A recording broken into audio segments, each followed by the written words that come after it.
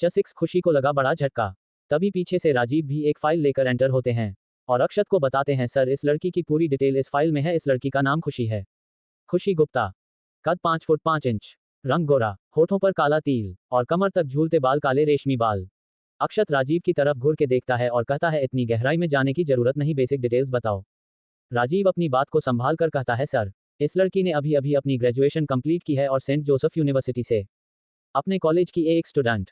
मां की डेथ लगभग 5 साल पहले एक कार एक्सीडेंट में हो चुकी है और इस लड़की का भी एक्सीडेंट आज से लगभग 3 साल पहले हुई थी। बड़ी ही मुश्किलों से इसकी जान बची थी। पिता विजय गुप्ता, एक शराबी और जुआरी आदमी, अपना पूरा बिजनेस जुए और शराब में गंवा दिया। खुशी के नाना द्वारा दी गई प्रॉपर्टी के सहारे अपने जीवन को चालाता था। शराब और जुए में अपना सब कुछ खो देने के बाद इसने इस घर को भी हाल ही में हमारे कसीनो में दांव पर लगा दिया और हार गया। इतना ही नहीं सर, जब इसके पास दांव पर लगाने के लिए कुछ नहीं था तो उसने अपनी बेटी को ही लगा दिया। वह तो अच्छा हुआ सर कि आपके ऑर्डर पर हमने उसकी बेटी को जाने दिया, वरना अगर किसी गलत हाथों लग जाती तो ना जाने उसका क्या हाल होता। अक्षत जिंदल खुशी की पूरी डिटेल की फाइल अपने हाथ में लेकर उसे विंडो के दूसरी तरफ से देखे जा रहा था। उसे तो यह विश्वास ही नहीं हो रहा था कि यह वही लड़की है जिसकी तलाश वह इतने सालों से कर रहा है। उसकी नजरों में खुशी एक निहायत ही बदतमीज और घमंडी लड़की बन चुकी थी। कुछ देर सोचने के बाद वह राजीव से कहता है, जरा इसके बाप को भी उठा कर लेकर आओ, मैं भी तो देखूं ऐसा कौन सा बाप है जो अपनी ही बेटी को दांव पर लगा देता है। इधर दूसरी तरफ अक्षत जिंदल अपने चेहरे पर मास्क पहनकर खुशी के सामने आते हैं और एक बड़े से किंग साइज चेयर पर बैठकर उससे कहते हैं, क्या तुम्हें पता है जहां तुम्हें क्यों लाया गया है? खुशी ना जाने कब से इसी सवाल का जवाब ढूंढ रही थी। वह गुस्से से बोलती है, नहीं मुझे नहीं पता और मुझे जानने में कोई इंटरेस्ट भी नहीं है, मुझे यहाँ से जाने दो। मुझे तुम लोगों से बातें करने में भी कोई इंटरेस्ट नहीं है। अक्षत जिंदल ब्लैक डेविल के रूप में थे। वह खुशी से कहते हैं, तुम मेरे बारे में जानती हो मैं कौन हूँ? खुशी फिर से गुस्से से कहती है, नहीं, मैंने कहा ना मुझे नहीं जानना, लेकिन अगर बताना चाहते हो तो बता सकते हो। कौन हो तुम? अक्षत जिंदल बड़े ही गरूर के साथ खुशी को बताते हैं, तुमने ब्लैक डेविल के नाम को तो सुना होगा, लोग थर थर कांपते हैं ब्लैक डेविल के नाम से। मैं वही ब्लैक डेविल हूँ और तुम्हें यहाँ इसलिए लाया गया है क्योंकि तुम्हारे पिता ने अपने बंगले के साथ तुम्हें भी गिरवी रख दिया था। वह इतना बड़ा जुआरी है कि हमारी कसीनो में जुआ खेलने के लिए वह हर चीज को दांव पर लगाने के लिए तैयार था, तुम्हें भी। ये सुनकर खुशी के पैरों तले जमीन खिसक जाती है। वह ब्लैक डेविल से झगड़ा करते हुए कहती हैं, ऐसा नहीं हो सकता, मेरे पापा मेरे साथ ऐसा नहीं कर सकते, तुम लोग झूठ बोल रहे हो। इतना कहकर वहां से भागने की कोशिश करती है, लेकिन ग्लास के विंडो चारों तरफ से बंद थे। खुशी वहां से भाग नहीं पाती। अक्षत खुशी से कहता है, यहां से भागने की कोशिश करना बेकार है, चारों तरफ मेरे हथियारबंद गार्ड्स लगे हुए हैं, इसीलिए तुम्हारे लिए अच्छा यही होगा तुम चुपचाप मेरी बातें सुनो। खुशी चुपचाप साइड में बैठ जाती है। गुड, अक्षत अपनी रौबदार आवाज में कहता है, मेरा दिल तुम पर आ गया है और मैं तुमसे शादी करना चाहता हूं। अगर तुम मुझसे शादी कर लेती हो तो बदले में तुम्हारे पिता का सारा कर्जा माफ हो जाएगा और तुम्हें भी एक लग्जरियस लाइफ मिलेगी। ये सुनकर खुशी गुस्से से खड़ी होती हैं और अक्षत को धमकाते हुए कहती हैं, ये तुम क्या कह रहे हो? तुम क्या पागल हो गए हो? मैं और तुमसे शादी करूंगी? तुम ऐसा सोच भी कैसे सकते हो? कोई किसी को कर्ज देता है तो बदले में पैसा मांगता है, ना कि शादी करता है। चलो मान भी लिया, भले ही मेरे बाप ने मुझे गिरवी रख दिया है, लेकिन इसका मतलब यह नहीं कि मैं उसके कर्ज को चुकाने के लिए खुद को भेज दूं। मैं इंसान हूं, कोई सामान नहीं। और एक लग्जरियस लाइफ के लिए मैं तुमसे शादी नहीं करने वाली, भले ही मैं इसके लिए मुझे अपनी जान क्यों न देनी पड़े। लेकिन अगर तुम मुझे मौका दो तो मैं एक अच्छी जॉब करके तुम्हारा सारा कर्जा चुका दूंगी, लेकिन तुमसे शादी नहीं करूंगी। अक्षत खड़ा होता है और खुशी से कहता है, सोच लो, इससे अच्छा मौका तुम्हें फिर नहीं मिलेगा। मैं तुम्हें सोचने के लिए कुछ वक्त देता हूं। इतना कहकर अक्षत वहां से चला जाता है। लगभग आधे घंटे बाद संजय गुप्ता भी अक्षत जिंदल के फार्म हाउस पर कैद पाए जाते हैं। उनके सामने कुछ नेकलेस रखे जाते हैं और उनसे पूछा जाता है, क्या इनमें से किसी नेकलेस को तुम पहचानते हो? उसके पिता उसी नेकलेस को उठाते हैं और बताते हैं, ये नेकलेस मेरी पत्नी की आखिरी निशानी है, लेकिन ये तो मेरे बेटी के पास थी, ये तुम लोगों के पास कैसे आई? फिर उन्हें याद आता है उनकी बेटी भी ना जाने कब से गायब है। वह डर के मारे उन लोगों के पैरों पर गिर जाते हैं और कहते हैं, प्लीज मेरी बेटी को कुछ मत करो, मैंने नशे में आकर अपनी बेटी को गिरवी रख दिया, लेकिन उसके साथ कुछ गलत मत करो। मैं तुम्हारी पाई चुका दूंगा, लेकिन मेरी बेटी को छोड़ दो, उसे जाने दो, उसकी कोई गलती नहीं है। गार्ड्स कुछ नहीं कहते, चुपचाप वहां से निकल जाते हैं। ये सारी बातें विंडो के दूसरी तरफ से अक्षत जिंदल सुन रहे थे। उनके मन में कहीं ना कहीं यह विचार थे कि यह लड़की खुशी वह लड़की नहीं जिसकी तलाश में वह है। लेकिन जब उन्होंने खुशी के सामने मैरिज प्रपोजल रखा और उसने शादी से इनकार कर दिया, उनके मन से यह बात निकल गई कि ये दोनों बाप बेटी की चाल है, उनसे पैसा हड़पने के लिए और एक लग्जरियस लाइफ जीने के लिए। और जब उसके पिता ने उस लॉकेट को पहचान लिया तो इससे वह बात भी फाइनल हो गई कि खुशी वही लड़की है जिसकी तलाश अक्षत जिंदल इतने समय से कर रहे हैं। लेकिन उस दिन के हुए झगड़े के कारण अक्षर उस लड़की को एक्सेप्ट करने के लिए उनका दिल तैयार ही नहीं हो रहा था। वह गार्ड से कहते हैं, इन दोनों को जाने दो। गार्ड्स उन दोनों को छोड़ देते हैं। अक्षत अपने कमरे में आकर उस लॉकेट को ढूंढते हैं और मन ही मन सोचते हैं तुम मुझे इन परिस्थितियों में मिलोगी, मैंने कभी नहीं सोचा था। लेकिन पता नहीं क्यों उस लड़की को अपनाने के लिए मेरा दिल नहीं मानता। वह बस अपने ख्यालों में खोए इसी तरह चेयर पर बैठे बैठे सो जाते हैं। 7 असिस्टेंट हायर करो। अक्षत अपने कमरे में आकर एक बड़ी सी खुशी में बैठ जाते हैं और लॉकेट को देखते हुए मन ही मन सोचते हैं तुम मुझे इस कंडीशन में मिलोगी, मैंने कभी नहीं सोचा था। पता नहीं क्यों लेकिन मेरा मन यह मानने के लिए तैयार ही नहीं कि तुम ही वही लड़की हो, क्योंकि तुम तो पहले बहुत ही काइंड हार्टेड और नर्म दिल थी।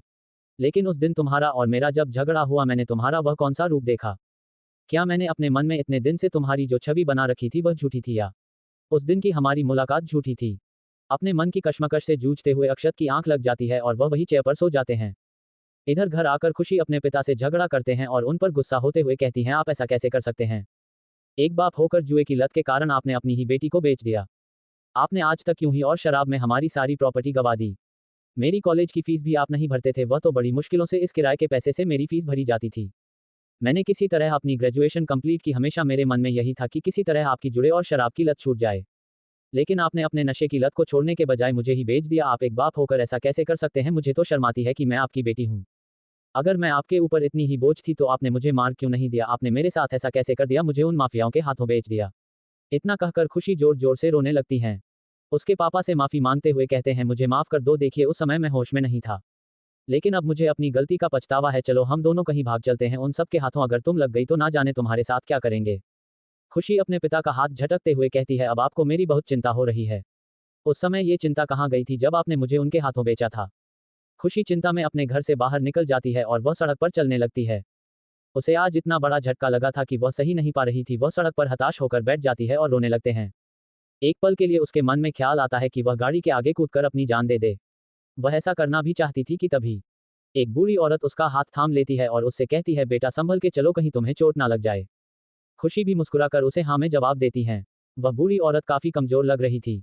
वो हमसे पूछती है दादी आपको किसी मदद की आवश्यकता है क्या। बूढ़ी औरत बताती है हाँ बेटा, मैं पास के ही मोहल्ले में रहती हूँ, क्या तुम मुझे वहां तक छोड़ देगी। खुशियों उनसे कहती हैं हाँ दादी जरूर। वहां उन दादी से बात करते हुए आगे चलने लगती है और उन्हें उनके घर तक पहुंचा देती हैं। उनसे बात करते करते खुशी का मन कुछ हल्का हो जाता है। रास्ते में वह एक आइसक्रीम वाले को देखते हैं और खुशी खुशी उनके पास जाती है। आइसक्रीम वाले खुशी को देखकर पहचान जाते हैं। वह उसे कहते हैं बेटा बहुत सालों बाद तुमसे मुलाकात हुई। खुशी देखती हैं करीब 65 साल के बुजुर्ग मुस्कुराते हुए उसे कह रहे थे। खुशी उनसे से पूछती है क्या आप मुझे पहचानते हैं। वह बताते हैं हाँ बेटा, जब तू छोटी थी तो मेरे पास सही हमें शायद कम खाया करती थी, पहले तू अपनी माँ के साथ आती थी और बाद में अकेले आने लगे, फिर अचानक तेरा आना बंद हो गया, मुझे लगा तो कहीं और शिफ्ट हो गई है। लेकिन आज इतने सालों के बाद तुझे यहाँ देखकर मुझे बहुत खुशी हुई। ले आज मेरी तरफ से आइसक्रीम खा और बता आज कौन सी परेशानी है तुझे। खुशी हैरान होते हुए पूछती हैं आपको कैसे पता कि मैं परेशान हूँ। आइसक्रीम वाले दादाजी हंसते हुए कहते हैं क्योंकि तू बिल्कुल अपनी माँ पर गई है, तेरी माँ भी जब परेशान होती थी वह परेशानी में आइसक्रीम खाती थी, चाहे ठंडी हो गर्मी या बरसात। और तू भी बिल्कुल वैसे ही है, तेरे चेहरे पर परेशानी के बादल साफ दिखाई दे रहे हैं। खुशी हंसते हुए कहती है वह तो है, मैं सचमुच परेशान हूँ, पर मैं सचमुच जब भी परेशान होती हूँ आइसक्रीम खाती हूँ। मुझे माफ कीजिएगा, दरअसल 2.5 साल पहले मेरा एक्सीडेंट हुआ था जिसके कारण मेरी आधे से ज्यादा मेमोरी जा चुकी हैं और मुझे कुछ कुछ बातें ही याद है। दादाजी मुस्कुराते हुए कहते हैं कोई बात नहीं बेटा, मुझे याद है ना, बस काफी है। अब तो घर वापस, यह बहुत रात हो चुकी है। यहाँ हम देखते हैं कि खुशी का पीछा एक गाड़ी कर रही थी, ब्लैक कलर की बड़ी सी मर्सिडीज। उस मर्सिडीज का विंडो जब नीचे होता है उसमें हमें अक्षत जिंदल दिखाई देते हैं जो दूर से खुशी का पीछा कर रहे थे। उन्हें खुशी और दादाजी की बातें तो सुनाई नहीं दे रही थी, लेकिन वह दूर से उन दोनों को देख रहे थे। और खुशी को रात के समय भी आइसक्रीम खाते देख उन्हें वह चंचल लड़की याद आ जाती है जो पुल पर बैठकर आइसक्रीम खा रही थी। उनके दिमाग में कुछ ख्याल आने लगते हैं और वह अपना फोन निकालकर राजीव को ऑर्डर देते हैं न्यूज़पेपर में एक आर्टिकल दो और मेरे लिए एक असिस्टेंट हायर करो। और वह असिस्टेंट खुशी गुप्ता होनी चाहिए, लेकिन ध्यान रहे उस लड़की को मेरे बारे में कुछ भी पता ना चले और ना ही उसे शक हो, सब कुछ बिल्कुल फॉर्मल होना चाहिए। वह दूर से खुशी को जाते हुए देखते हैं और खुद से कहते हैं मेरे मैरिज प्रपोजल को ठुकरा कर तुमने एक स्टेप तो पार कर लिया कि तुम्हें पैसों का कोई लालच नहीं, लेकिन अभी तुम मेरी नजरों से बच नहीं पाए हो। खुशी गुप्ता, अगर तुम वही लड़की हुई तो तुम्हारे लिए अच्छा होगा, वरना तुमने मेरी जो इंसल्ट की है उसका हर्जाना तो तुम भुगतना ही होगा। तुम्हें मैं अपने करीब इसलिए रख रहा हूं ताकि तुम्हें अच्छे से जान सकूं। और एक क्रीपी सी स्माइल देते हैं। चैट जिंदल इंडस्ट्रीज में खुशी की entry. Thank you so much Purnima ji, Poonam Vishwa ji, folded hand, smiling face, आप लोगों के ब्यूटीफुल कमेंट के लिए। अगले दिन सुबह न्यूज़पेपर में एक आर्टिकल आता है कि जिंदल इंडस्ट्रीज में पर्सनल असिस्टेंट की वैकेंसी निकली है। बच्चों की तरह नाश्ता कर रही थी। तभी यह आर्टिकल पढ़कर वह खुशी से उछलने लगती है। खुशी, जिसे पहले ही नौकरी की तलाश थी, वह जब इस आर्टिकल को पढ़ती है तो बहुत खुश होती हैं। वह फैसला करती है उसे भी इस इंटरव्यू में जाना चाहिए, शायद उसकी भी जॉब लग जाए। तभी पीछे से राहुल आता है और अपने हाथ में कॉफी का कप और टोस्ट लेते हुए खुशी को हंसते हुए न्यूज़पेपर पढ़ते देख उससे पूछता है, क्या हुआ फाइटर, आज ऐसी क्या न्यूज़ छपी है जो तुम्हारा चेहरा खिल गया? खुशी राहुल को बताती है, जिंदल इंडस्ट्रीज में असिस्टेंट के लिए जॉब की वैकेंसी निकली है और मैं चाहती हूँ मैं इंटरव्यू को दो। राहुल खुशी को बताता है, ये तो बहुत अच्छी बात है, तुम्हें जाना चाहिए, और मैं भी जिंदल इंडस्ट्रीज में ही काम करता हूँ। उद्धरण चिन्ह डॉट डॉट डॉट। अगर तुम चाहो तो मैं तुम्हारी सिफारिश कर सकता हूँ। खुशी उसे कहती है, नहीं, इसकी कोई जरूरत नहीं है, मैं खुद अपने बलबूते पर इस जॉब को पाना चाहती हूँ, वैसे भी तुमने मेरे लिए बहुत कुछ किया है, अब मुझे खुद से भी कुछ करने दो, मैं तुम्हारे एहसानों तले और नहीं दबना चाहती। इतना सुनकर राहुल खुशी को घूरते हुए देखता है। खुशी को समझ में आ जाता है कि उसे ऐसा नहीं कहना चाहिए था। वह राहुल से माफी मांगते हुए कहती है, नहीं, मेरा यह मतलब नहीं था, लेकिन तुम मेरी भावनाओं को समझो, मैं हर बात पर तुम्हारा एहसान नहीं लेना चाहती, बल्कि खुद कुछ करना चाहती हूँ। राहुल भी उसकी बातों को समझ जाता है, इसीलिए कुछ नहीं कहता। कुछ देर में राहुल का ब्रेकफास्ट कंप्लीट हो जाता है। वह अपने कोट चेयर पर से उठाते हुए खुशी से कहता है, अच्छा ठीक है, अब मैं चलता हूँ, मुझे ऑफिस के लिए लेट हो रहा है, अगर तुम इंटरव्यू के लिए आना तो मुझसे जरूर मिलना। ठीक है, खुशी उसे कहती है। फिर लगभग 10 बजे खुशी भी उस इंटरव्यू के लिए जाती है। यह इंटरव्यू खुद अक्षत जिंदल ने लिखवाया था। सब कुछ नॉर्मल लगे, इसीलिए वह लोग लगभग 10 कैंडिडेट को चुनते हैं और उनका इंटरव्यू लेते हैं, उनमें से एक खुशी भी थी। इंटरव्यू में खुशी सिलेक्ट हो जाती है क्योंकि जाहिर सी बात है, अक्षत जिंदल खुद चाहते थे। यह इंटरव्यू एचआर टीम द्वारा किया जा रहा था। सभी कैंडिडेट्स को कहा जाता है, आप लोग इंतजार कीजिए, 1 घंटे में हम आपको बता देंगे कि इस इंटरव्यू में कौन सिलेक्ट हुआ है। खुश है ये जानकर काफी हैरान होती है कि यह लोग 1 घंटे में ही बता देंगे, क्योंकि आमतौर पर सिलेक्शन प्रोसेस को 24 से 48 घंटे लगते हैं और कैंडिडेट्स को कॉल करके इसकी जानकारी दी जाती है। वह पास में खड़ी एक लड़की से पूछती है कि यहाँ का सिलेक्शन प्रोसेस काफी है नया है। वह लड़की इंटरव्यू देने आई थी। वह खुशी को बताती है, ये जिंदल इंडस्ट्रीज है, एशिया की नंबर 1 इंडस्ट्री। यहाँ का सिलेक्शन प्रोसेस काफी फास्ट है, मिस्टर जिंदल को बिल्कुल भी टाइम वेस्ट करना पसंद नहीं। यहाँ की सैलरी पैकेज भी काफी अच्छी है, अगर यह जॉब हमें मिल गई तो हमारी लाइफ सेट है। मैंने सुना है मिस्टर जिंदल काफी स्ट्रिक्ट आदमी है, उन्हें काम में लापरवाही बिल्कुल भी पसंद नहीं है, और यह सेक्रेटरी की जॉब उन्हीं के लिए हाई की गई है। पता नहीं कौन होगी वह खुशकिस्मत जिसे ये जॉब मिलेगी। तुम्हें पता है, जिंदल इंडस्ट्रीज में काम करने के लिए सिर्फ इंडिया से ही नहीं बल्कि फॉरेन से भी लोग आते हैं, और जिंदल इंडस्ट्रीज सिर्फ इंडिया में ही नहीं बल्कि एशिया के बाकी कंट्रीज में भी है। मैंने तो यहाँ तक सुना है कि इनका टर्नओवर 8 लाख करोड़ों रुपए पर एनम है, और इन लोगों के तार अंडरवर्ल्ड से भी जुड़े हुए हैं। खुशी चुपचाप उस लड़की की बातें सुन रही थी और सुनकर हैरान हो रही थी। उसने तो सोचा था कि यह एक आम कंपनी जैसा है, लेकिन जिंदल इंडस्ट्रीज के बारे में जानकर उसे बहुत हैरानी होती है, और जब उसे यह पता चलता है कि यह लोग माफिया से भी जुड़े हैं, उसके पैरों तले से जमीन खिसक जाती है। फिर उसे लगता है ये लड़की कुछ ज्यादा ही फेंक रही है, ऐसा कुछ नहीं होगा, वैसे भी उसे क्या करना है, उसे तो बस नॉर्मल सेक्रेटरी की जॉब करनी है और अपने घर आ जाना है। वह लोग किस चीज से जुड़े हैं, उससे खुशी का क्या काम। तभी एचआर टीम सभी कैंडिडेट्स को अंदर बुलाती है और उन्हें बताती है, इस सिलेक्शन प्रोसेस में सही कैंडिडेट का सिलेक्शन हो चुका है। वह खुशी गुप्ता का नाम लेकर उसे कांग्रेचुलेशन कहते हैं और बताते हैं आपको क्या जॉब करनी है, उसकी सारी डिटेल हमारे मैनेजर आपको दे देंगे, आप कल से इस ऑफिस को ज्वाइन कर सकती हैं। खुशी यह सुनकर काफी खुश होती है कि उसे यह जॉब मिल गई। वह खुशी खुशी उन लोगों से कहती हैं, सर अगर आप लोग बुरा ना माने तो मैं आज से ही इस जॉब को करना चाहती हूँ।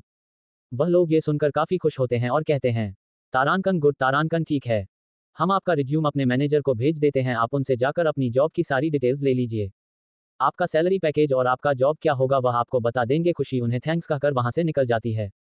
खुशी वहां से निकलकर अपनी मैनेजर मिसेज दास से मिलती है। मिसेज दास काफी स्ट्रीट मैनेजर थी। वह खुशी को ऊपर से नीचे तक देखती हैं। वह ये देखकर हैरान होती हैं कि एक 5 फुट 5 इंच की दुबली पतली लड़की, जिसका वजन लगभग 40 किलो होगा, गोरा रंग, काली आंखें, एक हाथ में चुड़ियां, दूसरे में घड़ी, लंबे काली रेशमी बाल, कमर तक, दिखने में साधारण लेकिन क्यूट, जो कि खड़े खड़े मुस्कुरा रही थी और हंसने से उसके गाल पर डिंपल हो रहे थे जो उसे और भी ज्यादा क्यूट बना रहे थे। एक सिंपल सी वाइट सूट और चूड़ीदार पहले अपने गले में दुपट्टा लटकाए, अपने सीने से अपने सर्टिफिकेट की फाइल चिपकाए, उनके सामने खड़ी है। उसे पूछती हैं, मोहन है तो तुम्हें चुना गया है? मुझे तो लगा मिस्टर जिंदल के लिए असिस्टेंट की हायरिंग हो रही है तो कोई ब्यूटीफुल सी सेंस ऑफ स्टाइल से लदी हुई एक एलिगेंट सी लड़की होगी, पर ये तो इन्होंने किसी बच्ची को भेज दिया है। फिर वह खुशी से कहती हैं, यहाँ का सैलरी पैकेज इतना ज्यादा है, उतना ही हार्ड काम भी है, तुम्हें देखकर लगता नहीं कि तुम कर पाओगी। खुशी जिसकी जुबान के ऐंची की तरह चलती है, वह मैसेज दास से कहती है, मैडम अभी आपने मेरा काम देखा कहाँ है? विशेष दास अपना चश्मा ऊपर करते हुए खुशी को कहती हैं, ठीक है तो देख लेंगे। तुम्हारी सैलरी 3 लाख पर मंथ है, साथ में तुम्हें मेडिकल इंश्योरेंस दिया जाएगा। खुशी इतनी सैलरी सुनकर ही चक्कर खाकर गिरने वाली होती हैं, तभी खुद को संभालती मैसेज दास आगे कहती हैं, तुम्हारा काम देखने के बाद 6 मंथ बाद तुम्हें परमानेंट कर दिया जाएगा और कंपनी के तरफ से तुम्हें एक अपार्टमेंट एक कर दी जाएगी। इसके साथ ही तुम्हारी सैलरी 5 लाख पर मत कर दी जाएगी।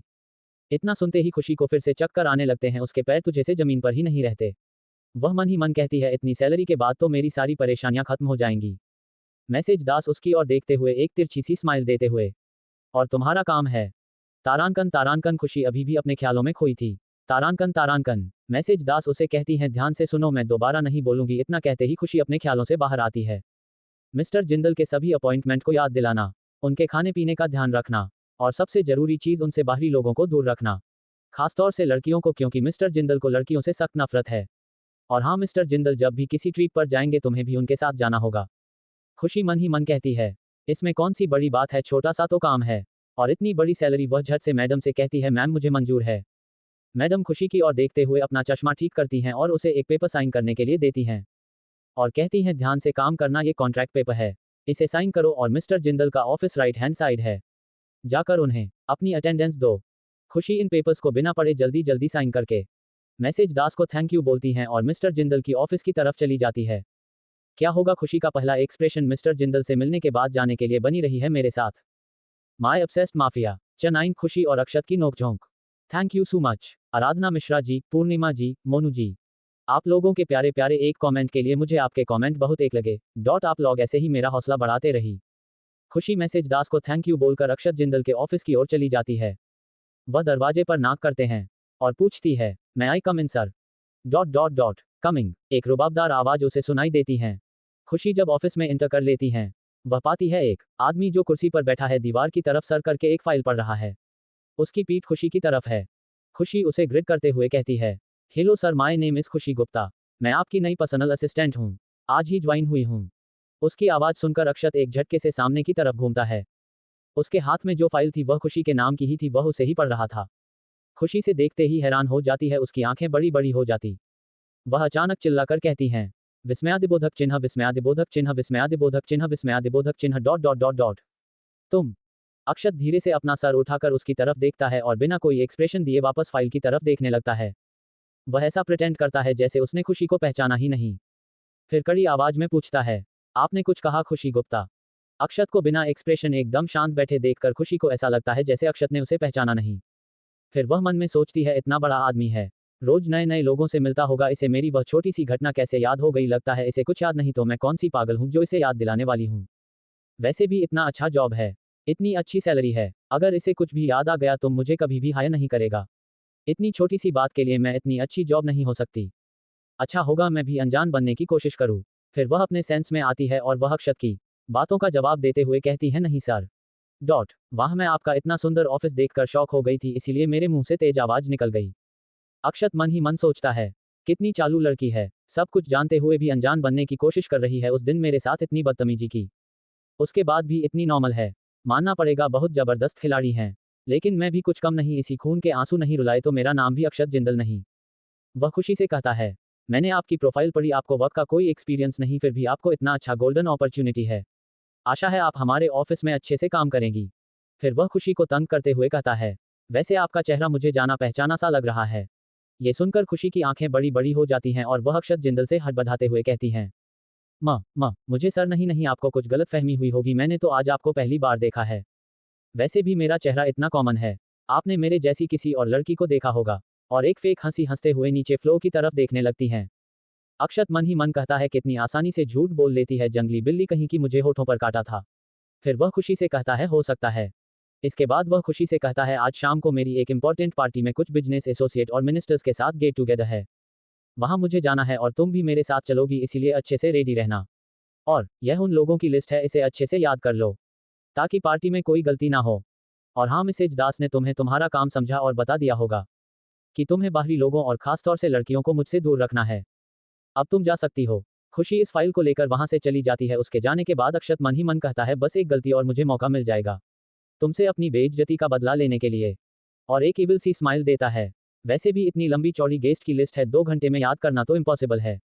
वैसे भी तुम्हें कोई वर्क एक्सपीरियंस तो है नहीं, तुमसे खेलने में मजा आएगा। खुशी उस फाइल को लेकर बाहर अपनी डेस्क पर बैठ जाती है और उस लिस्ट को याद करने लगती हैं।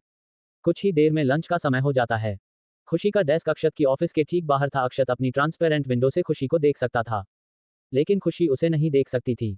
खुशी अपने साथ लंच लेकर नहीं आई थी, इसीलिए वह लंच नहीं करती और अपनी लिस्ट को याद कर रही होती हैं कि तभी पीछे से एक आवाज आती है, तो सेलेक्ट हो ही गई तुम। हमारे ऑफिस में तुम्हारा स्वागत है मिस गुप्ता। खुशी पीछे मुड़कर देखती है, वहां राहुल खड़ा था। वह मुस्कुराते हुए खुशी की तरफ आने लगता है और खुशी के पास आकर उससे कहता है, मैंने तुमसे कहा था अगर सिलेक्ट हो जाओगी तो मुझे फोन करके जरूर बताना, लेकिन तुमने मुझे कॉल भी नहीं किया। खुशी उससे माफी मांगते हुए कहती है, ओह शीट, मैं भूल गई। Dot dot dot dot dot dot dot am sorry. Rahul हंसते हुए उससे कहता है, एक ही शर्त पर माफ करूंगा तुम्हें, आज तुम सेलेक्ट हुई हो इसीलिए मुझे टीट देनी होगी। Dot dot dot dot dot dot खुशी भी मुस्कुराकर उसे हाँ में जवाब देती है।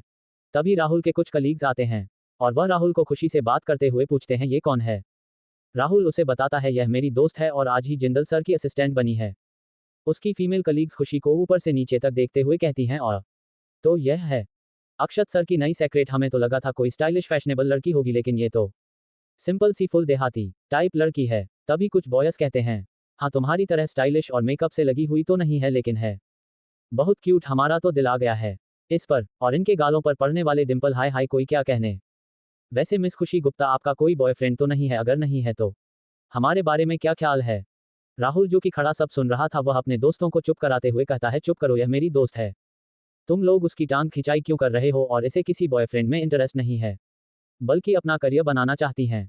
तभी वह लड़के खुशी से माफी मांगते हुए कहते हैं, वह सॉरी, हमें नहीं पता था, लेकिन कभी लाइफ में बॉयफ्रेंड बनाने का मन हो तो हमारे बारे में जरूर सोचना। इतना कहकर सभी हंसने मुस्कुराने लगते हैं। अक्षत जो कि अपने ऑफिस में बैठे बैठे इन सबको हंसते मुस्कुराते देखता है, खासतौर से गौरव को खुशी से ज्यादा चिपकती हुए देखता है, तो अपनी मुठियां भेजते हुए गुस्से से उठकर बाहर आता है और खुशी से गुस्से में कहता है, खुशी आज ऑफिस में आपका पहला दिन है और आते ही आपने मस्ती चालू कर दी। आप तो बहुत ही गैर जिम्मेदार लड़की हैं, मुझे नहीं लगता कि आप एक हफ्ते से ज्यादा इस ऑफिस में टिक पाएंगी। आशा है मैंने जो लिस्ट आपको दी है आपने उसे अच्छे से याद कर लिया होगा। याद रखिएगा, मुझे गैर जिम्मेदारी बिल्कुल भी पसंद नहीं, और देख रहा हूं लड़कों में आप कुछ ज्यादा ही फेमस है। अगर यही सब करना था तो हमारे ऑफिस को ज्वाइन क्यों किया? अक्षत का ये रूप देखकर सभी कली हैरान हो जाते हैं और वहां से जाने लगते हैं, लेकिन राहुल वही खड़ा रहता है और अक्षत से माफी मांगने के लिए सॉरी बोलने ही वाला होता है कि तभी खुशी बीच में बोल पड़ती हैं, सर माना कि यह मेरा ऑफिस में पहला दिन है, लेकिन अभी आपने मुझे ठीक से जाना नहीं, तो आपका मेरे बारे में इस तरह के विचार रखना गलत होगा। और जहां तक बात हुई मेरे काम में मेरा परफेक्शन होने की, तो वह तो आप बाद में ही देख लेंगे कि मैं यहाँ कितने दिन तक टिकती हूँ। डॉट डॉट अल्पविराम अक्षत बड़े ही गुस्से से कहता है, वह तो मैं देख लूंगा ही मिस खुशी गुप्ता। इतना कहकर अक्षत वहां से चला जाता है।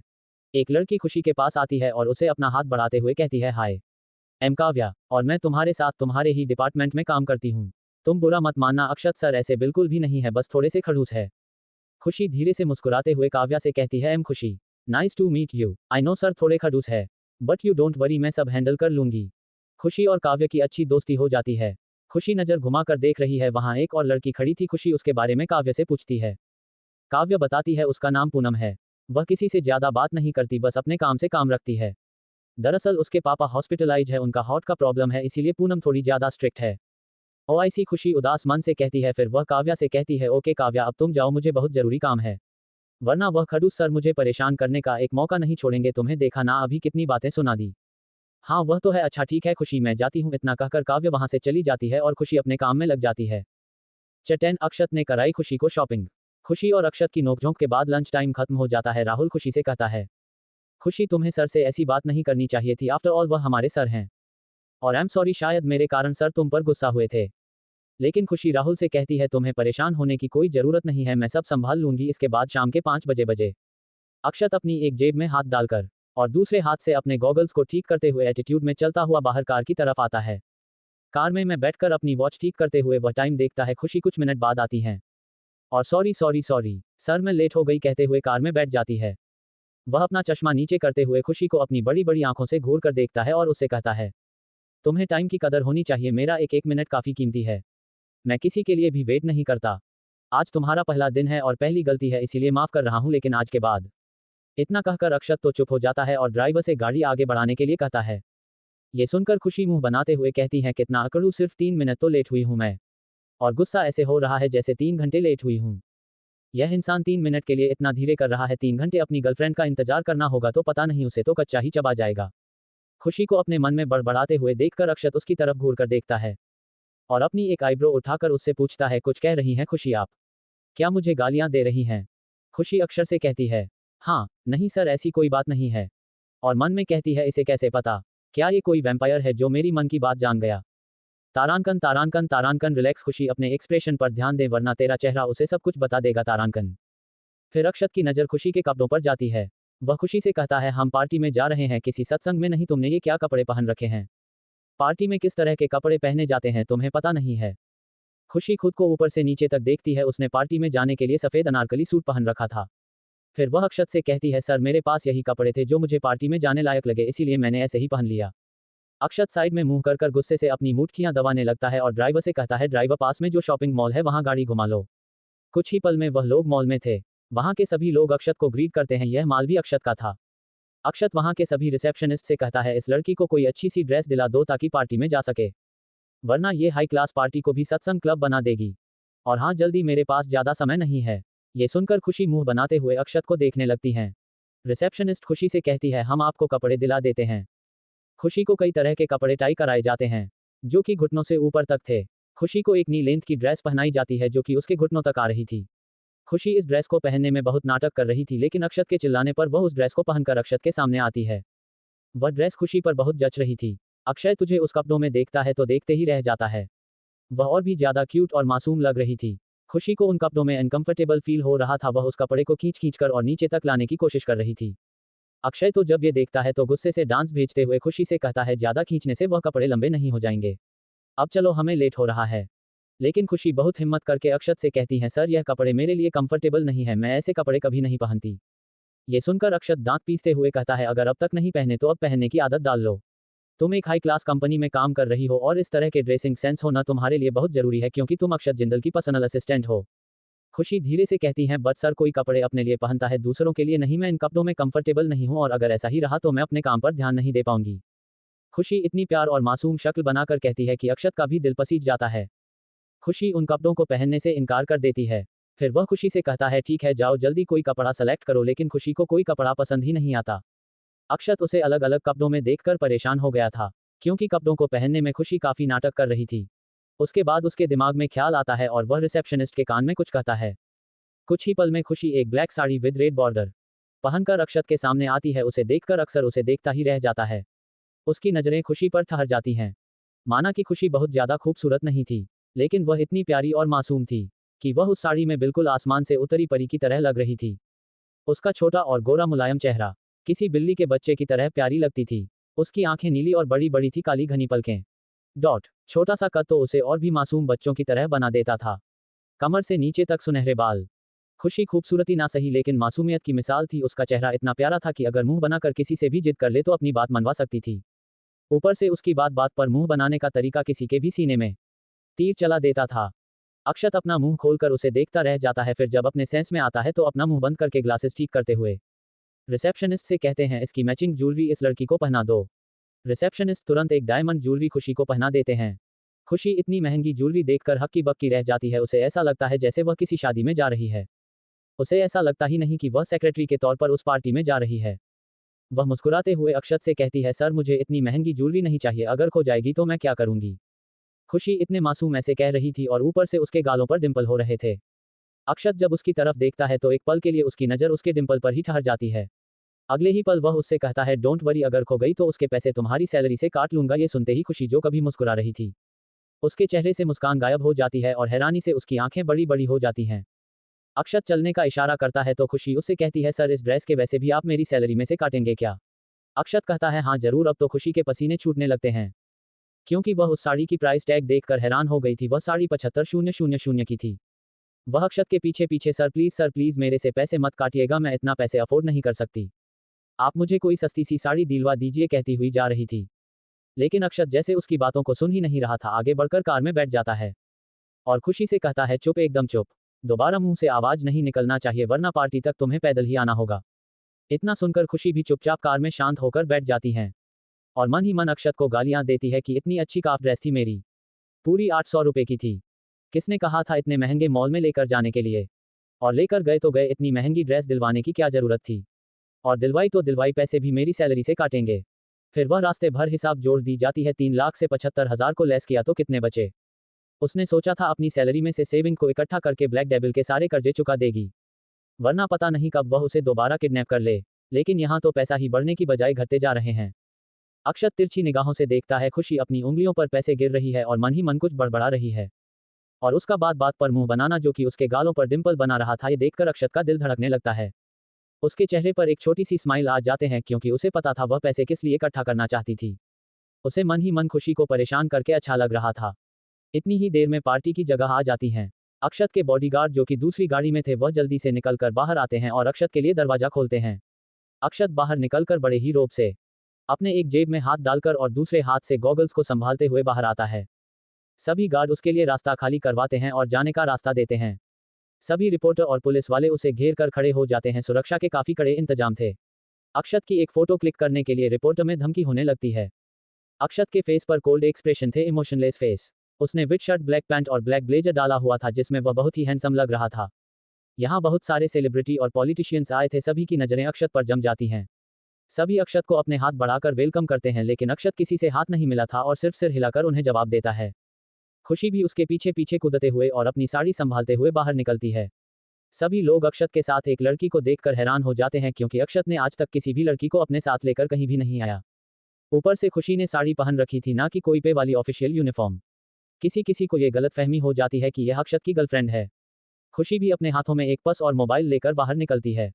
उसने ऊंची एड़ी की हील पहनी थी, जो कि उससे संभाली नहीं जा रही थी। ऊपर से साड़ी बेचारी बड़ी ही मुश्किल से खुद को संभालते हुए बाहर निकलती है और अक्षत के पीछे पीछे दौड़ जाती है। क्या मचाएगी खुशी इस पार्टी में बवाल। जानने के लिए बने रही है मेरे साथ। My obsessed mafia.